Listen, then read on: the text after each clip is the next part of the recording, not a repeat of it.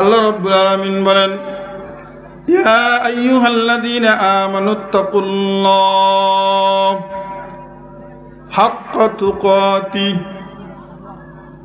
ওয়া লা তামুতুন্না ইল্লা ওয়া আনতুম মুসলিমুন।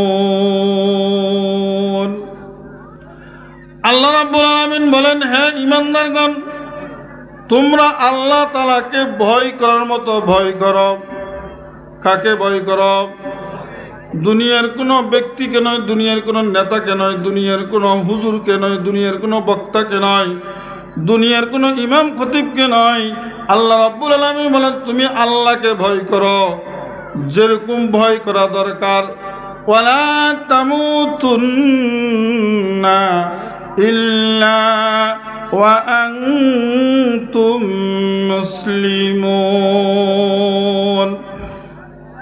এবং মুসলমান না হয়ে মৃত্যুবরণ করো না। ওয়াতাসিমু বিহাবলিল্লাহি জামিআন ওয়া লা তাফাররাকু, এবং আল্লাহর রশিকে মজবুত করে ধারণ করো। সকলে ঐক্যবদ্ধভাবে সমষ্টিগতভাবে আল্লাহর রশিকে মজবুত করে ধরো, বিচ্ছিন্ন হয় না, পৃথক হয় না। এটা কার নির্দেশ? কার? আল্লাহ রাব্বুল আলামিন এখানে দুই আয়াতের মধ্যে, সূরা আল ইমরানের দুইটি আয়াত, 102, 103 নং আয়াত, এই দুইটি আয়াতের মধ্যে আল্লাহ পাক এমন দুইটা নীতির কথা বলেছেন, যেই নীতিগুলো মানলে সমস্ত মুসলমানকে, দুনিয়ার কোনো শক্তি নাই, এমন কোনো কুফরি বেঈমানি শক্তি নাই যে মুসলমানকে হারাইতে পারে। ঠিক না বা ঠিক? মুফতি শফি রহমাতুল্লাহি আলাইহি মারিফুল কোরআনের মধ্যে লিখেছেন, মুসলমানদের জাতীয় শক্তির ভিত্তি দুইটি। কয়টি? মুসলমানদের জাতীয় শক্তির ভিত্তি হইল দুইটি। এই দুইটি আল্লাহ পাক এই দুই আয়াতের মধ্যে উল্লেখ করেছেন। এক নম্বর হইল তাকওয়া, আল্লাহর ভয়। কার ভয়? দুই নম্বর হলো ঐক্য। সমগ্র পৃথিবীর মানুষ, সমগ্র দেশের মুসলমান, সমস্ত পৃথিবীর মুসলমান যদি ঐক্য থাকে এবং তার মধ্যে আল্লাহর ভয় থাকে, এই দুইটা যদি থাকে, পৃথিবীর কোনো শক্তি মুসলমানকে হারানোর ক্ষমতা নেই।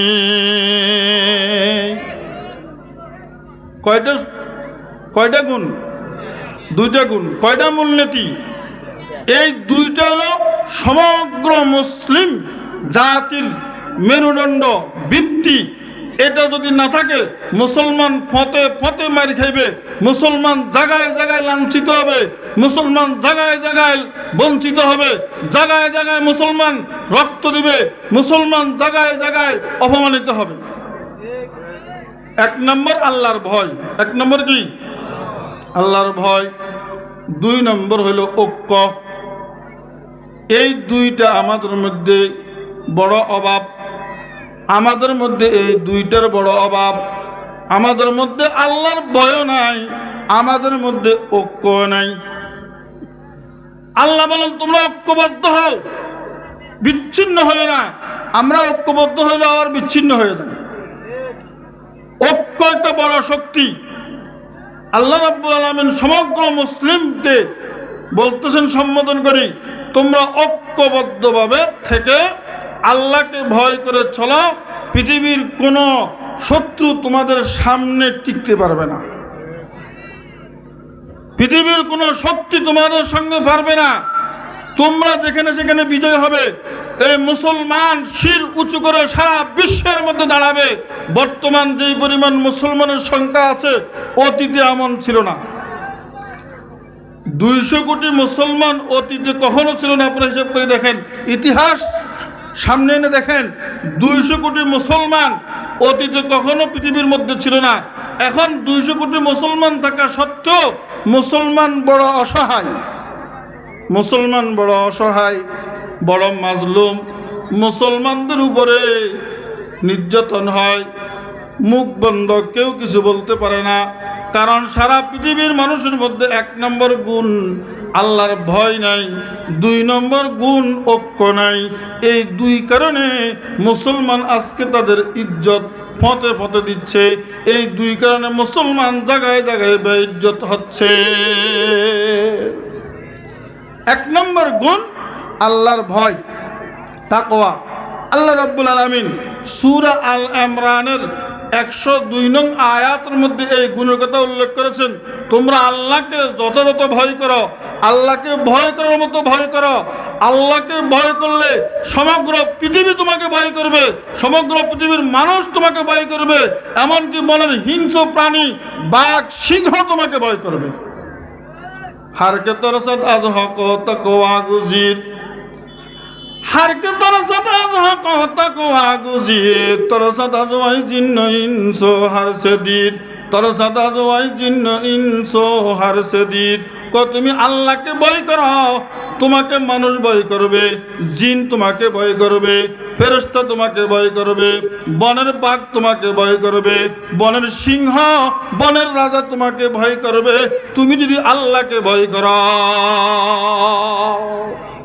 ঠিক না ঠিক? শেখ সাদি রহমতুল্লাহ আলাই এর উপমাস্বরূপ একটা ঘটনা লিখেছেন। তিনি একবার এক ময়দানে, রুদবারের ময়দানে গিয়েছেন।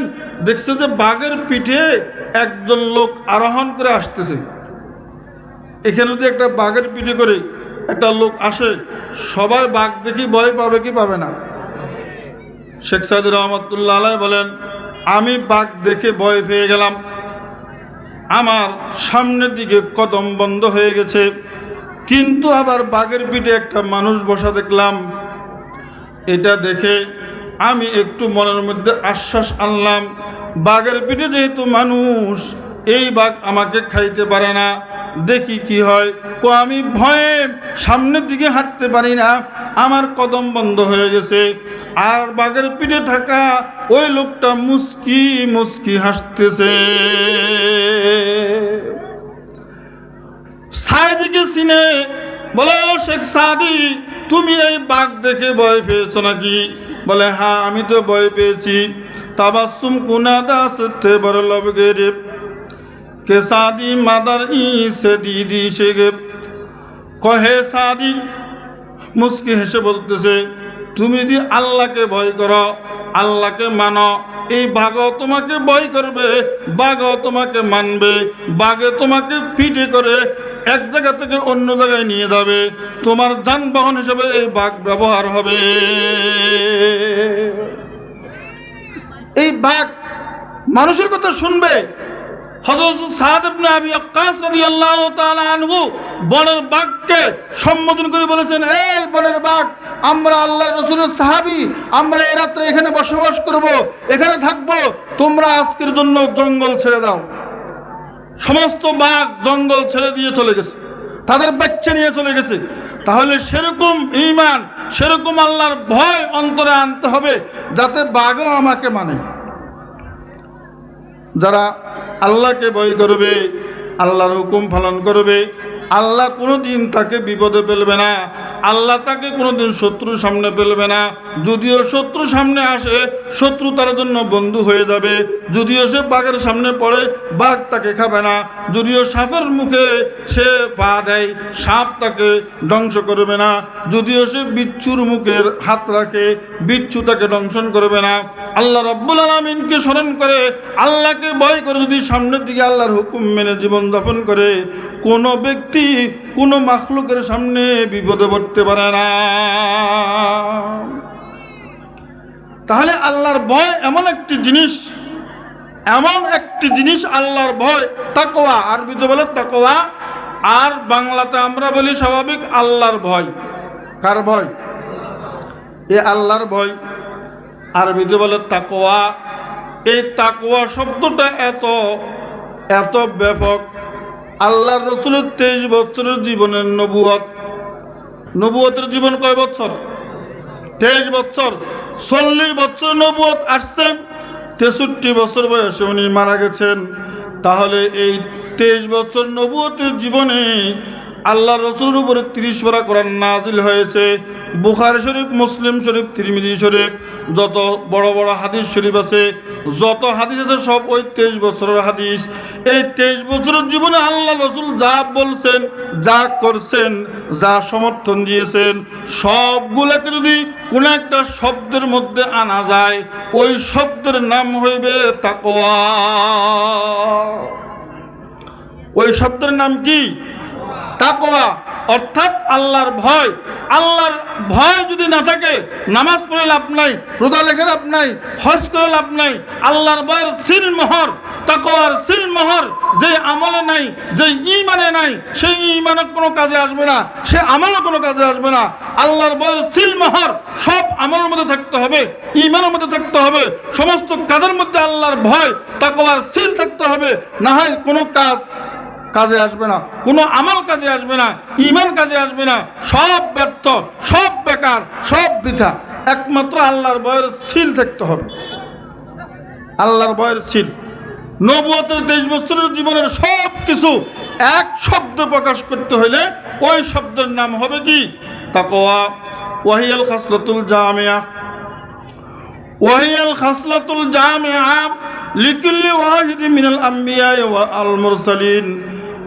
এই তাকওয়া এমন একটা গুণ, এটা সমস্ত নবীদের মধ্যে ছিল, সমস্ত নবীদের গুণ, সমস্ত সালেহিনদের গুণ, সমস্ত নেককার বান্দাদের গুণ, সমস্ত ওলি আল্লাহদের গুণ। এই গুণ যে নিতে পারবে, ঈমানের পরে তাকওয়া যে অর্জন করতে পারবে, আল্লাহ বলেছেন সে আমার ওলি। ওলি হওয়ার জন্য আলেম দরকার নাই, ওলি হওয়ার জন্য মুফতি মুহাদ্দিস প্রয়োজন নাই, ওলি হওয়ার জন্য একবারে গাউসুল আজম প্রয়োজন নাই। আপনারা এইখানে বসে বসে এই চরের মধ্যে, এই নদীর কূলে, এই সুইচ গেটের মধ্যে বসে আপনি ওলি হইতে পারবেন। 1 নম্বর গুণ হইল ঈমান, 2 নম্বর গুণ হইল তাকওয়া, আল্লাহর ভয়। এই 2 গুণ যার মধ্যে আছে, আল্লাহ বলেন আমি বললাম এই ব্যক্তি আমার ওলি। এই ব্যক্তি কি? আলা ইন্না আউলিয়া আল্লাহি লা খাউফুন আলাইহিম ওয়ালা হুম ইয়াহজানুন। আল্লাহ রাব্বুল আলামিন বলেন, আলা, ওই দুনিয়ার মানুষ মনোযোগ দিয়ে শুনো, মনোযোগ আকর্ষণের শব্দ, মনোযোগ দিয়ে শুনো, মনোযোগ দিয়ে শুনো যে আল্লাহর অলি যারা, তাদের কোনো ভয় নাই, তাদের কোনো চিন্তা নাই। এখন আল্লাহর অলি কারা? আমি মনে মনে ভাবতেছি আমি রিক্সা চালা, আমি কি আল্লাহর অলি হইতে পারবো? আমি মাছ ধরি, আমি চাষাবাদ করি, আমি সাধারণ দিনমজুর, আমি কোনো রকম কাজ করে ভাত খাই, আমি কি আল্লাহর অলি হইতে পারবো? হ্যাঁ, এই দিনমজুর আল্লাহর অলি হইতে পারবে, রিক্সাওয়ালা আল্লাহর অলি হইতে পারবে, জেলও আল্লাহর অলি হইতে পারবে, মুচিও আল্লাহর অলি হইতে পারবে, যদি তার মধ্যে 2টা গুণ থাকে। কয়টা গুণ? আল্লাহ রাব্বুল আলামিন বলেন ওলি কারা? আল্লাযীনা আমানু ওয়া কানু ইয়াত্তাকুন। এটা কার কথা? আল্লাহ বলেছেন যারা ঈমান এনেছে এবং সদা সর্বদা আল্লাহকে ভয় করেছে, এই 2 গুণ যার মধ্যে আছে, আমি আল্লাহ বললাম সেই ব্যক্তি আমার ওলি। এই 2 গুণের অধিকারী এখানে যারা আছে সবাই আমরা হইতে পারবো তো? সম্ভব না অসম্ভব? সম্ভব। আমরা সবাই 2 গুণান্বিত হয়ে আল্লাহর ওলি হওয়া সম্ভব। আমি আল্লাহর ওলি হইতে পারবো, আপনি আল্লাহর ওলি হইতে পারবেন। এখানে যারা আছে, আশপাশে যারা আছে, সবাই আল্লাহর ওলি হওয়ার যোগ্য। এই 2টা গুণ অর্জন করেন। কয়টা গুণ? এই 2টা গুণ। এই 2টা গুণ যদি উল্লেখযোগ্য, এই 2টা গুণ যদি হয়, 1 নম্বর ঈমান, 2 নম্বর আল্লাহর ভয় যার মধ্যে হয়, সেই ব্যক্তি আল্লাহ তাআলার ওলি হয়। না আছে দুনিয়ার মধ্যে কোনো চিন্তা টেনশন, না আছে আখিরাতের মধ্যে কোনো আযাব, আখিরাতের মধ্যে কোনো তার বিপদ নাই, কোনো তার মুসিবত নাই। আল্লাহ বলেন তার কোনো মুসিবত নাই, তার কোনো চিন্তা নাই, তার কোনো ভয় নাই। সে নিঃসন্দেহে আমার মেহমান হয়ে আমার জান্নাতে থাকবে। একটা গুণ ঈমান, আরেকটা গুণ আল্লাহর ভয়। আল্লাহর ভয়, তাকওয়া। এই তাকওয়া এমন একটা জিনিস, এই তাকওয়া আল্লাহর ভয় যদি অন্তরে থাকে, আল্লাহকে ভয় করেন যিনি, নামাজ ছাড়ে না তিনি, আল্লাহকে ভয় করে যিনি, নেক আমল ছাড়ে না তিনি, আল্লাহকে ভয় করে যিনি, গুনাহ করতে পারে না তিনি, আল্লাহকে ভয় করে যিনি, সে আরেকজনের অবৈধ সম্পদ খাইতে পারে না, আল্লাহকে ভয় করবে যিনি, জেনা করবে না তিনি, আল্লাহকে ভয় করবে যিনি, সুদ ঘুষ খাবে না তিনি, আল্লাহকে ভয় করবে যিনি, কোনো গুনাহের কাজ করবে না তিনি, আল্লাহকে ভয় করবে যিনি, কোনো নেক কাজ ছাড়বে না তিনি, আল্লাহকে ভয় করবে যিনি, সমস্ত অপরাধ থেকে মুক্ত থাকবেন তিনি, আল্লাহকে ভয় করবে যিনি, সমস্ত নেক কাজের অভ্যস্ত হয়ে যাবে তিনি। একটা গুণ আল্লাহর ভয়। আল্লাহকে যে ভয় করে সে যেরকম সমাবেশে কোনো কিছু করতে পারে না, ঠিক গোপনেও কোনো কিছু করতে পারবে না। রাতের অন্ধকার, গুনাহ করতে কোনো বাধা নাই, কোনো বাধা নাই, কোনো কিছু নাই, কেউ দেখে না, সেই সময় তিনি গুনাহ করবে না, কারণ তার মধ্যে আল্লাহর ভয় আছে। আল্লাহর ভয় এমন একটা জিনিস, অন্ধকারের মধ্যে তাকে গুনাহ করতে দেয় না। আল্লাহর ভয় এমন একটা জিনিস, শীতের মধ্যে তাকে ফজরের সময় শুইতে দেয় না। উঠিয়া মসজিদে নামাজ পড়ে, আল্লাহু আকবার, উঠিয়া মসজিদে জামাতের সহিত নামাজ পড়ে। আল্লাহর ভয়, যত দিনের কল্যাণ আছে, দুনিয়ার কল্যাণ আছে, আখিরাতের কল্যাণ আছে, সমস্ত কল্যাণ এই বস্তুর মধ্যে নিহিত। সেই বস্তু হলো তাকওয়া, আল্লাহর ভয়। আত-তাকওয়া রাসু কুল্লি খাইরিন, আত-তাকওয়া আসলু কুল্লি খাইরিন, আত-তাকওয়া মিফতাহু কুল্লি খাইরিন, আত-তাকওয়া সাবাবু কুল্লি খাইরিন, আত-তাকওয়া আসাসু কুল্লি খাইরিন ফিদ দুনিয়া ওয়াল আখিরাহ। এই তাকওয়া তথা আল্লাহর ভয়, এটা হলো সমস্ত কল্যাণের কারণ, সমস্ত নেক কাজের চাবি, সমস্ত কল্যাণকর কাজের, ভালো কাজের কারণ, সমস্ত ভালো কাজের ভিত্তি। এই তাকওয়ার উপরে ভিত্তি করে সমস্ত ভালো কাজ ওই ব্যক্তি দ্বারা সম্পাদন হবে যে ব্যক্তির মধ্যে এই তাকওয়ার মতো জিনিসটা রয়েছে। দুনিয়া আখিরাতের মধ্যে সমস্ত ভালাই, সমস্ত কল্যাণ, সমস্ত ভালো সে ব্যক্তি অধিকারী হবে যার মধ্যে তাকওয়া আছে, আল্লাহর ভয় আছে। ঠিক না বা ঠিক? এই গুণ আমরা অর্জন করতে চাই তো আল্লাহ রাব্বুল আলামিন কোনো দুনিয়ার কোনো পয়সাওয়ালাকে, দুনিয়ার কোনো নেতাকে, দুনিয়ার কোনো বড় সৈয়দ বংশ, মীর বংশ, বংশধরকে আল্লাহ ভালোবাসে না। আল্লাহ পাক কোরআন কারীমের মধ্যে ঘোষণা দিয়েছেন আল্লাহর কাছে সবচেয়ে সম্মানিত কে? ক্বালাল্লাহু তাআলা ইন্না আকরামাকুম ইনদাল্লাহি আতকাকুম। আল্লাহ রাব্বুল আলামিন বলেন, নিশ্চয় তোমাদের মধ্যে থেকে সবচেয়ে সম্মানিত ব্যক্তি আমার নিকট ওই ব্যক্তি যে বেশি তাকওয়া অবলম্বনকারী, যে বেশি আল্লাহকে ভয় করে, পরহেজগারি এখতিয়ার করে, যে বেশি বেশি আল্লাহকে ভয় করে। আল্লাহ বলেন সেই ব্যক্তি সে দামি লোক এই আসমানের নিচে জমিনের উপরে আমার কাছে নেই। হোক সেই একেবারে সাধারণ, তার কাছে নাই পয়সা, নাই জমি, নাই কোনো দুনিয়ার সম্মান, কিছু নাই, কিন্তু আমি আল্লাহর কাছে সে সবচেয়ে বড় সম্মানিত। যারা আল্লাহকে ভয় করবে, আল্লাহর ভয় অন্তরে জায়গা দিবে। ও বন্ধু, আজকে আমরা তো অসহায় মনে করি, নিজেকে গরিব মনে করি, নিজেকে অনেক অনেক কিছুর অভাবে আছি মনে করি।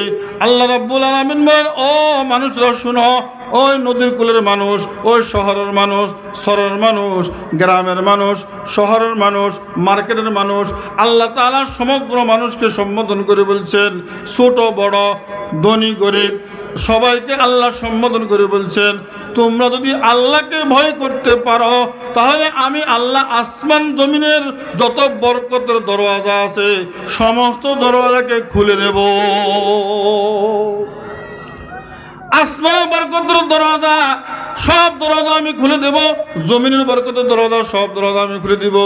আল্লাহ রাব্বুল আলামিন বলেন, ওয়ালাউ যদি সমস্ত মানুষ, সমস্ত গ্রামবাসী যদি আল্লাহকে ভয় করত, ঈমান আনার পর আল্লাহকে ভয় করত, আল্লাহ রাব্বুল আলামিন বলেন লাফাতাহনা আলাইহিম বারাকাতিম মিনাস সামাই ওয়াল আরদ, আমি আসমান জমিনের সমস্ত বরকতের ধার, বরকতের দরওয়াজা, বরকতের গেট খুলে দিতাম।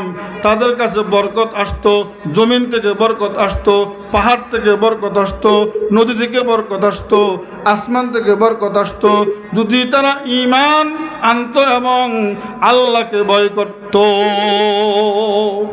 ওয়ালাউ আন্না আহলাল কুরা আমানু ওয়াত্তাকাউ, আল্লাহ রাব্বুল আলামিন বলেন যদি গ্রামবাসী ঈমান আনতো এবং আল্লাহকে ভয় করত, লাফাতাহনা আলাইহিম বারাকাতিম মিনাস সামাই ওয়াল আরদ, আমি আসমান জমিনের সমস্ত বরকতের গেট খুলে দিতাম। বরকত কার হাতে? কার হাতে বরকত? আল্লাহর হাতে।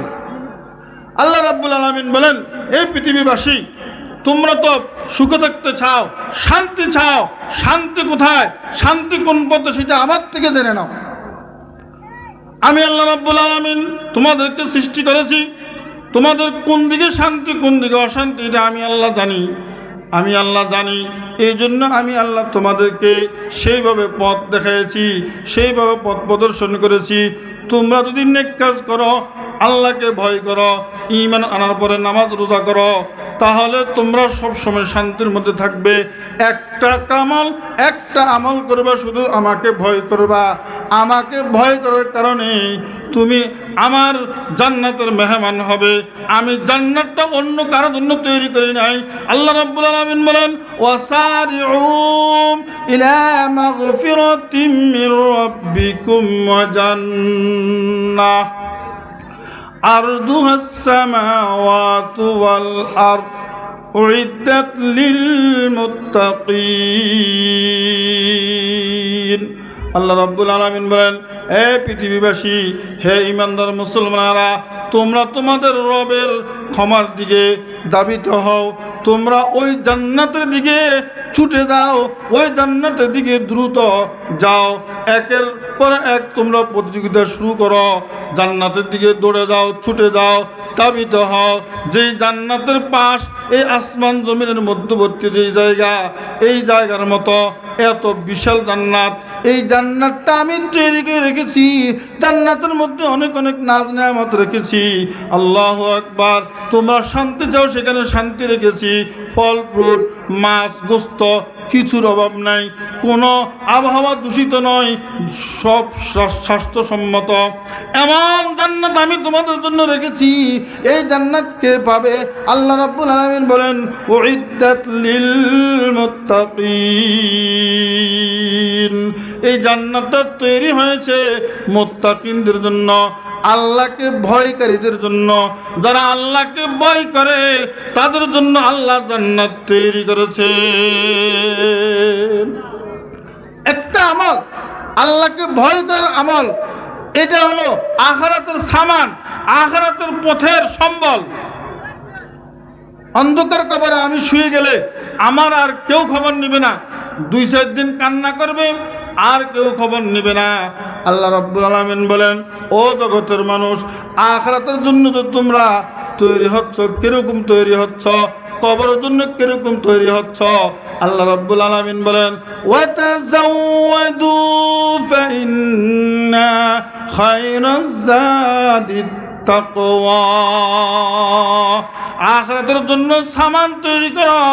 ওয়াতাযাওয়াদু, তোমরা আখিরাতের ফাতেই আখিরাতের আসবাব সামান তৈরি করো। সেটা কি? এটা হলো সর্বোত্তম আসবাব হলো তাকওয়া, আল্লাহর ভয়। ফাইন্না খায়রাজ যাদিত তাকওয়া, নিশ্চয় সর্বোত্তম ফাতে, সর্বোত্তম আসবাব, সর্বোত্তম সামান হলো তাকওয়া, আল্লাহর ভয়। তোমরা আল্লাহকে ভয় করো, আমি আল্লাহকে ভয় করো, তাহলে তোমাদের আখিরাতের সামান তৈরি হয়ে যাবে। আখিরাতের সামান কি হয়ে যাবে? আল্লাহ রাব্বুল আলামিন বলেন ওয়ামান ইয়াত্তাকিল্লাহা ইয়াজআল লাহু মাখরাজা ওয়া ইয়ারযুকুহু মিন হাইসু লা ইয়াহতাসিব আল্লাহ রাব্বুল আলামিন বলেন, যে আল্লাহকে ভয় করবে, ওয়া মান ইয়াত্তাকিল্লাহ, যে আল্লাহকে ভয় করবে, ইয়াজআল লাহু মাখরাজা, আল্লাহ তাআলা তার সমস্ত সংকীর্ণতা থেকে আল্লাহ তার পথ খুলে দিবে, আল্লাহ তার জন্য রাস্তা খুলে দিবে। সে রাস্তা টোকাই পাচ্ছে না, সে কি করবে, কোন পথে ইনকাম করবে, কোন দিকে যাবে, এরকম পথ খুঁজে পাচ্ছে না। আল্লাহ রাব্বুল আলামিন বলেন, তোমার সকল সমস্যা আল্লাহ সমাধান করবে, তুমি আল্লাহকে ভয় করো। এবং তুমি অভাবী, তোমার কাছে টাকা পয়সা কম, নিজের খরচাগুলো, ফ্যামিলি খরচাগুলো মেনটেন করতে পারো না, তুমি আল্লাহকে ভয় করো। আল্লাহ তোমাকে এমন জায়গা থেকে রিজিক দান করবে যাহা তুমি কোনোদিন কল্পনাও করো নাই। ওয়ারযুকুহু মিন হাইসু লা ইয়াহতাসিব, যে আল্লাহকে ভয় করবে, আল্লাহ তাকে এমন জায়গা থেকে রিজিক দান করবে সে কোনোদিন কল্পনা করতে পারে নাই, চিন্তা করতে পারে নাই। আল্লাহকে ভয় করলে আল্লাহ পাক রিজিক দিবে, আল্লাহকে ভয় করলে আল্লাহ পাক সকল বিপদ আপদ থেকে মুক্তি দিবে, সমস্ত সমস্যা সমাধান করবে, রোগ থেকে সাফা দিবে, আল্লাহ তাকে মামলা থেকে খালাসি দিবে, আল্লাহ তাকে দুনিয়ার ঋণ পরিশোধ করার তৌফিক দান করবে, আল্লাহ কাছে দুনিয়ার মধ্যে বরকত দিবে, পরকালেও বরকত দিবে, জান্নাত দিবে। ইন্নালিল মুত্তাকিনা মাফাজা। আল্লাহ রাব্বুল আলামিন বলেন, যারা আল্লাহকে ভয় করবে তাদের জন্য সফলতা রয়েছে, সাফল্য রয়েছে। ইন্নাল মুত্তাকিনা ফি জান্নাতিন ওয়া নাহার, নিশ্চয় আল্লাহকে ভয়কারীগণ আল্লাহ পাকের জান্নাতের মধ্যে থাকবে, নহরের মধ্যে থাকবে। আল্লাহ তাআলা এমন জান্নাতে বসবাস করবে যে জান্নাতের তলদেশে আল্লাহ নহর সমূহ প্রবাহমান রেখেছেন। তাহলে একটা আমল আল্লাহর ভয়। কিসের ভয়? আল্লাহর ভয়। এই আল্লাহর ভয় এমন একটা বস্তু, যেই বস্তু আমার ভিতরে যখন আসবে তখন আল্লাহ তাআলা দুনিয়া আখিরাতের সব কিছু জামিন হয়ে যাবে, সব কিছুর জামিন হয়ে যাবে। এই আল্লাহর ভয় তাকওয়া, এটা কি জিনিস? আল্লাহর ভয় তাকওয়া। ফরিদুদ্দীন আত্তার রহমাতুল্লাহ আলাইহি বলেন, সিস্তে তাকওয়া তরকে শুবহাত হারাম, সিস্তে তাকওয়া তরকে শুবহাত হারাম, আদল বাস আদ শরাব আদ তাআম। তাকওয়া কি জিনিস? এই যে তাকওয়া বলতেছি আমরা, তাকওয়া মানে আল্লাহর ভয়। আল্লাহর ভয়টা কি জিনিস? আল্লাহর ভয় কাকে বলে? আল্লাহর ভয় এমন বস্তু, আল্লাহর ভয় হলো আল্লাহ তাআলার সকল হুকুম মানা, আল্লাহ তাআলার সকল নিষেধ থেকে বিরত থাকা, হারাম কাপড় হারাম পানাহার থেকে বিরত থাকা। আমি হারাম পরিধান করলাম, হারাম খাইলাম, কিন্তু আমি মনে করি আমি পরহেজগার মুত্তাকি। না, পরহেজগার মুত্তাকি আল্লাহকে ভয় করে হইল তিনি হারাম থেকে বাঁচে, যিনি হারাম লেবাস থেকে, হারাম পোশাক থেকে, হারাম পানাহার থেকে, এমনকি দুনিয়ার কোনো হারাম কাজে সে লিপ্ত নাই, সে হলো একমাত্র আল্লাহকে ভয়কারী। নবীজির সুন্নাত মতো চলবে, নিজের জীবন গড়বে। মুফতি ফজলুর রহমাতুল্লাহ আলাইহি বলেন, আসলে তাকওয়া ফায়রবিয়ে সুন্নাতাস, আসলে তাকওয়া ফায়রবিয়ে সুন্নাতাস, দূর মন্দন আযহামাগু বিদআতাস। মূল তাকওয়া হলো নবীজির সুন্নাত অনুযায়ী চলা, নিজের এই মাথার তালু থেকে পায়ের তালু পর্যন্ত সুন্নতের রং দ্বারা রঙিন করা, সুন্নতের রং দ্বারা সাজানো, নিজের ফ্যামিলির মধ্যে সুন্নতের রং দ্বারা সাজানো, নিজে খাওয়ার সময় সুন্নতি আমল করবে, বিবাহের সময় সুন্নতি বিবাহ করবে। সমস্ত কাজে নবীজির তরিকা আছে, নবীজির সুন্নত রয়েছে, নবীজির সুন্নত মতে জীবনযাপন করা, এটা হলো মূল তাকওয়া। সমস্ত বেদাত, সমস্ত খারাপ কাজ, সমস্ত নতুন কাজ থেকে নিজেকে বিরত রাখা, এটা হলো মূলত আল্লাহর ভয়, তাকওয়া। আল্লাহর রঙে রঙিন হওয়া।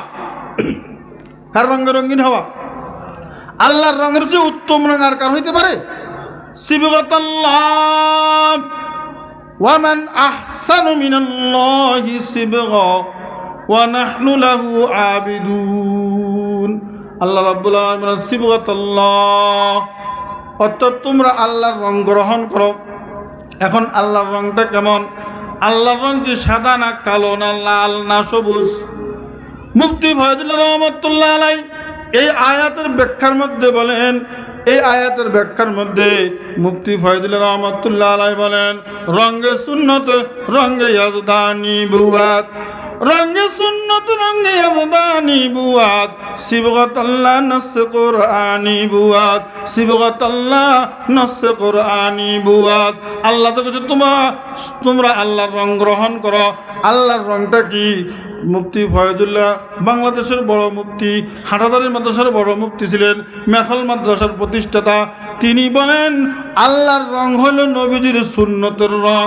নবীজির সুন্নতের রঙে তুমি কি তোমাকে সাজাও, তোমার ফ্যামিলিকে সাজাও, তোমার সমাজকে সাজাও, তোমার দেশকে সাজাও, গোটা বিশ্বকে নবীজির সুন্নতে সাজাও, তাহলে সারা বিশ্ব আল্লাহর রঙে রঙিন হয়ে যাবে। সুন্নতের রং আল্লাহর রং, আর এই সুন্নত হলো তাকওয়া। আল্লাহ রসুল বলেন আমার সে আল্লাহকে ভয়কারী এরকম কোনো মানুষ নেই যে আমার সে আল্লাহকে বেশি ভয় করে, আমার সে আল্লাহকে বেশি ভয় করে। আমি নামাজও পড়ি, আবার নামাজ পড়িও না, আমি রাত্রে ঘুমাই, আবার রাত্রে আবার উঠে ইবাদত করি, আমি রোজা রাখি, আবার রোজা ছাড়ি। আমি যেভাবে আমল করেছি এভাবে তোমরা আমল করো, আমার নীতি নিয়ম মতো চলো, আমার আদর্শ মতো চলো, তাহলে তোমরা আল্লাহর রঙে রঙিন হয়ে যাবে, তাহলে তোমরা সর্বোত্তম তাকওয়ার অধিকারী হয়ে যাবে, সর্বোত্তম তাকওয়ার অধিকারী হয়ে যাবে। তোমরা আমার রঙে রঙিন হও, সুন্নতের রঙে রঙিন হও, সুন্নত দ্বারা নিজেকে সাজাও, নিজের ফ্যামিলিকে সাজাও। এখন আমার নিজের মধ্যে সুন্নত নাই, আমরা তো বিজেপিদের অনুসরণ করে বেশি। আমার খাওয়ার মধ্যে সুন্নত নাই, আমার পড়ার মধ্যে সুন্নত নাই, আমার ফ্যামিলির মধ্যে সুন্নত নাই। আমি কিভাবে আল্লাহওয়ালা হইতে পারি? আমি কিভাবে নবীজির উম্মতের দাবি করতে পারি? আমি কিভাবে আল্লাহর সামনে দাণ্ডায়মান হইতে পারি? আমার কি লজ্জা লাগবে না? আমার কি লজ্জা লাগবে না? আমার কি শরম লাগবে না? আমি কি আল্লাহর সামনে দাঁড়াইতে হবে না? আমি কি আল্লাহর সামনে উপস্থিত হইতে হবে না? কিভাবে উপস্থিত হব? কোন আমল নিয়া, কোন রং নিয়ে আমি আল্লাহর সামনে যাব?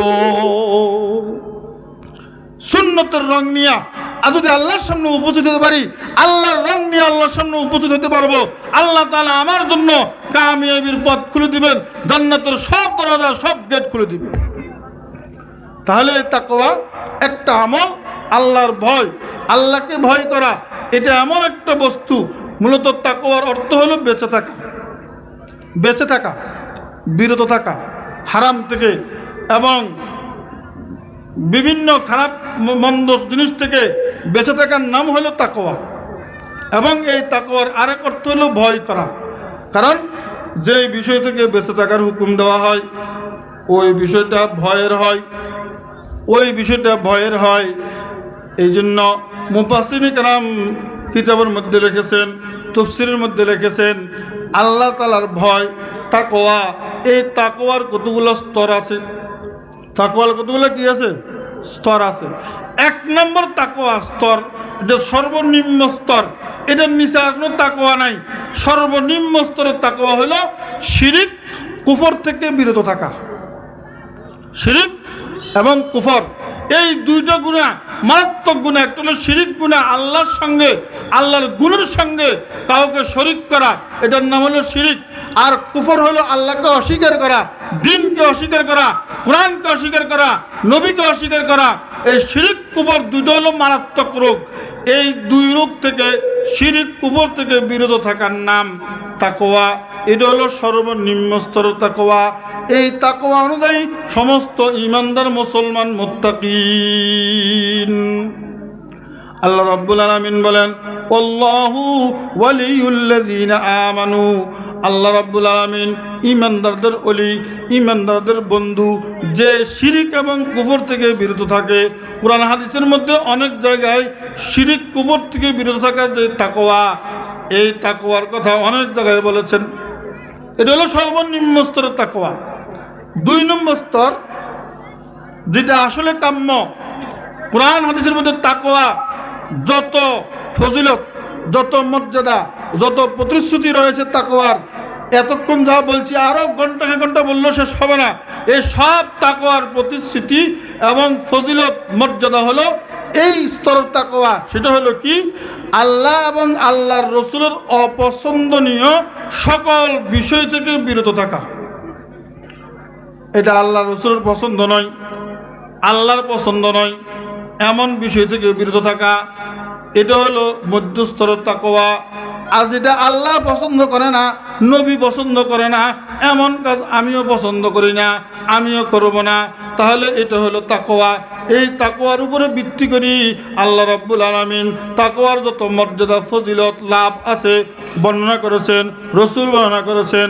3 নম্বরে তাকওয়া, সর্বোচ্চ স্তরের তাকওয়া। এই তাকওয়া কিন্তু আবার সকলে অর্জন করতে পারে না। সর্বোচ্চ স্তরের তাকওয়া এটা একমাত্র আম্বিয়া ইকরাম এবং আম্বিয়া ইকরামের খাস বিশেষ ওলি যারা, তারা অর্জন করতে পারে। সেটা হলো কি? সেটা হলো অন্তরকে আল্লাহ ব্যতীত সব কিছু থেকে বিরত রাখা।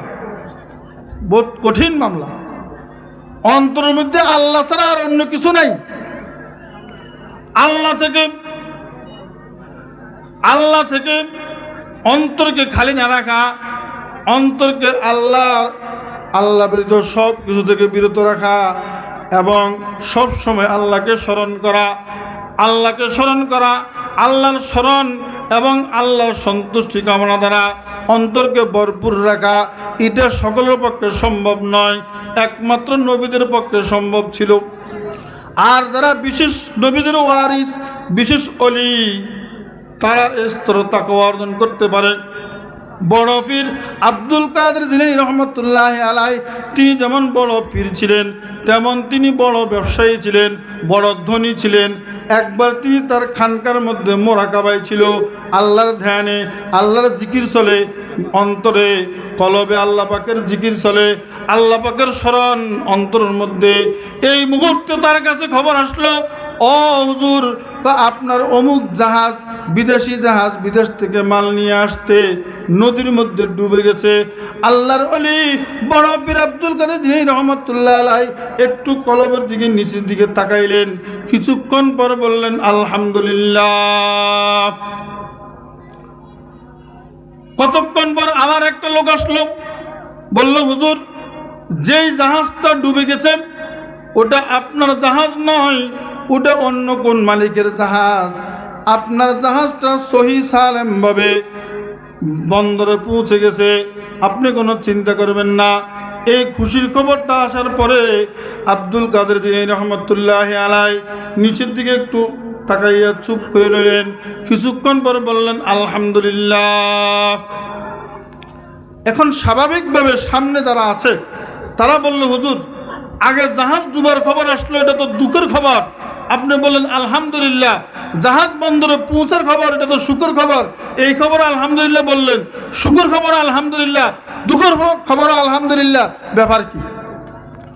বড় পীর আব্দুল কাদের জিলানী রহমতুল্লাহ আলাইহি বলেন, এটা তোমরা বুঝবে না, এটা আল্লাহর ওলিদের খেলা, তোমরা বুঝবে না।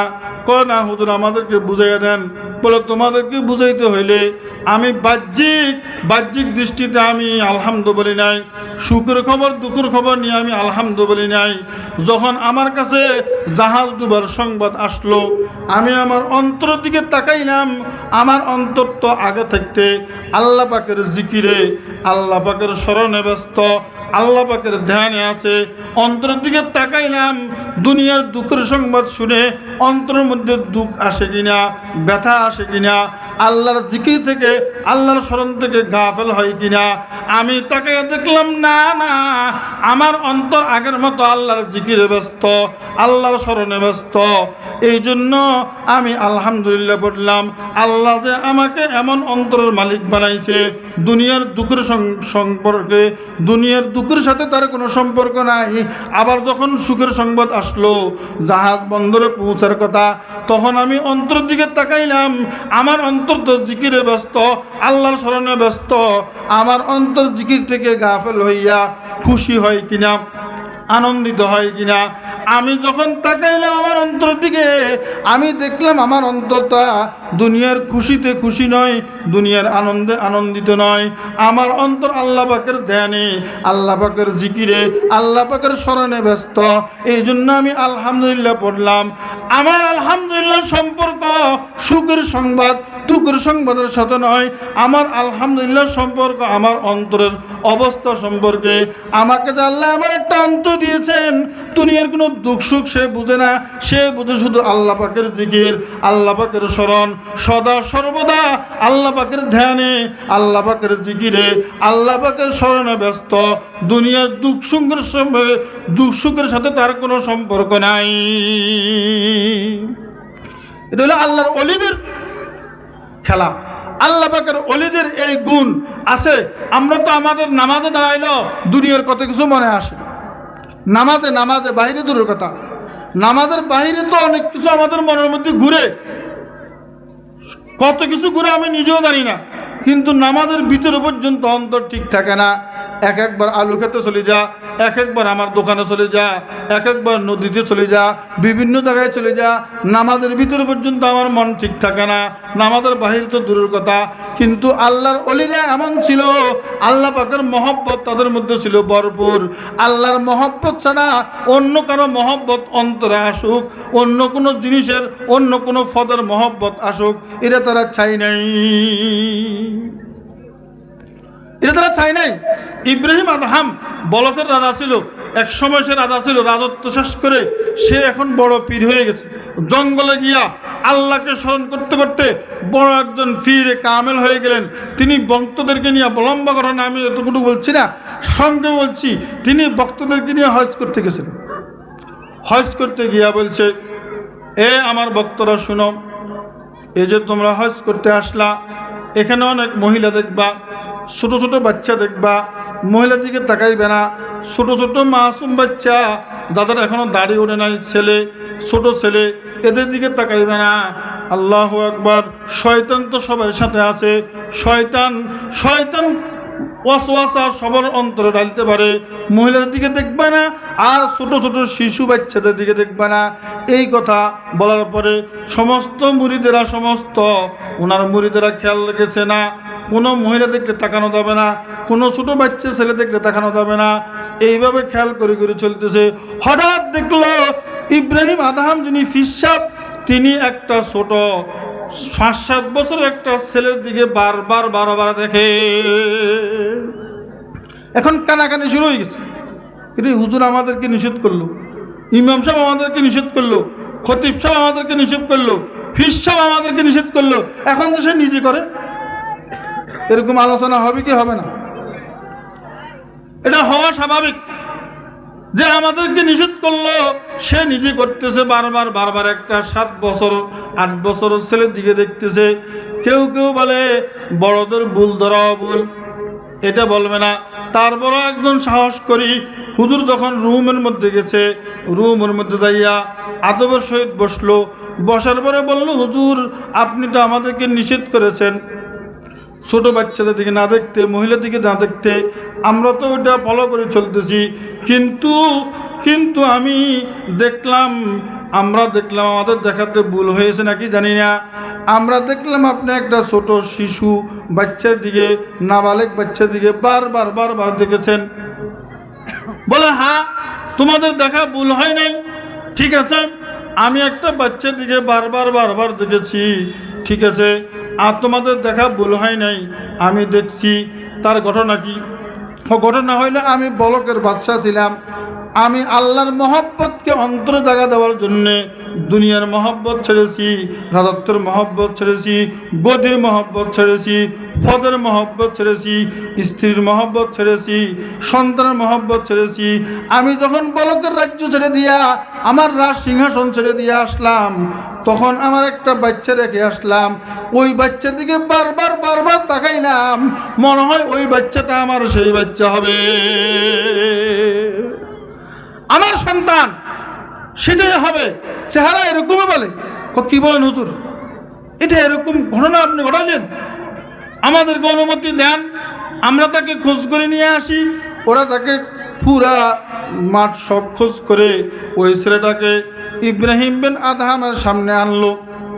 আনার পর ইব্রাহিম বিন আদহাম বলে, হায় হায়, তোমরা তো আমাকে শেষ করে দিয়েছ। আমি সব কিছু ছেড়ে দিয়ে আসলাম শুধু আল্লাহর মহব্বতকে আমার অন্তরে জায়গা দেওয়ার জন্য। আল্লাহর কাছে দোয়া করেছি, সব তামান্না দিল সে রুখসতে হো গাই, আবে তু আজা আবে তু খালওয়াতে হো গাই। মাবুদ, দুনিয়ার সব আশা, দুনিয়ার সব প্রত্যাশা, দুনিয়ার সব আকাঙ্ক্ষা, সব কিছুর মহব্বত আমার অন্তর থেকে ডিলিট করে দিয়েছি। বিবির মহব্বত অন্তরে নাই, ছেলের মহব্বত অন্তরে নাই, ফদের মহব্বত অন্তরে নাই, রাজত্বের মহব্বত অন্তরে নাই। আমি ইব্রাহিম বিন আদহাম বলকে রাজত্ব ছেড়ে দিয়া, সব কিছুর মহব্বত ছেড়ে দিয়া অন্তরকে খালি করেছি তোমার মহব্বতকে জাগা দেওয়ার জন্য। তোমার মহব্বত আমার অন্তরে এসে গেছে, তোমার মহব্বত আমার অন্তরে ভরপুর। আমি চাই না আমার অন্তরের মধ্যে তোমার মহব্বতের সাথে আমার ছেলের মহব্বত যোগ হোক, ছেলের মহব্বত আসিয়া বসুক।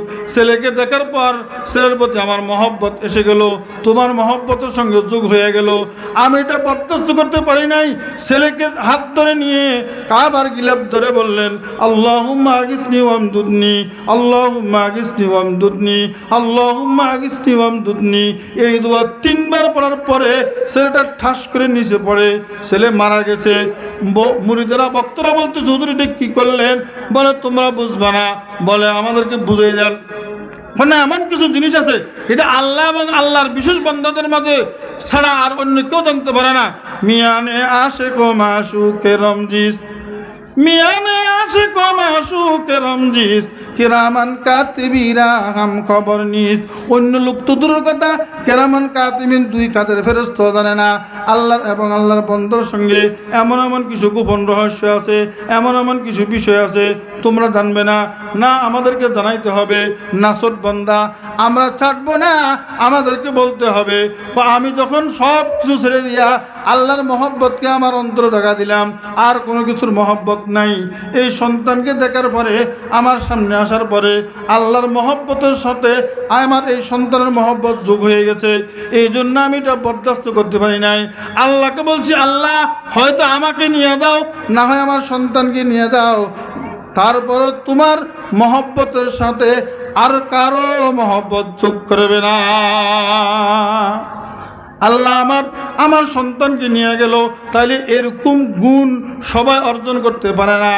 এমন গুণ আল্লাহ ছাড়া অন্তর অন্য কিছু জায়গা দেওয়া, আল্লাহ ব্যতীত অন্য সব কিছু থেকে অন্তরকে খালি করা, অন্তরের মধ্যে একমাত্র আল্লাহকে রাখা, আল্লাহর স্মরণ, আল্লাহর ধ্যান রাখা, এটা কাহার পক্ষে সম্ভব নয়। একমাত্র ওলিরা এবং নবীরা এরা রেখেছেন। এই উচ্চ স্তরের তাকওয়া এটা সবাই অর্জন করতে পারে না। আল্লাহ রাব্বুল আলামিন বলেন, ইয়া আইয়ুহাল্লাযিনা আমানুত্তাকুল্লাহ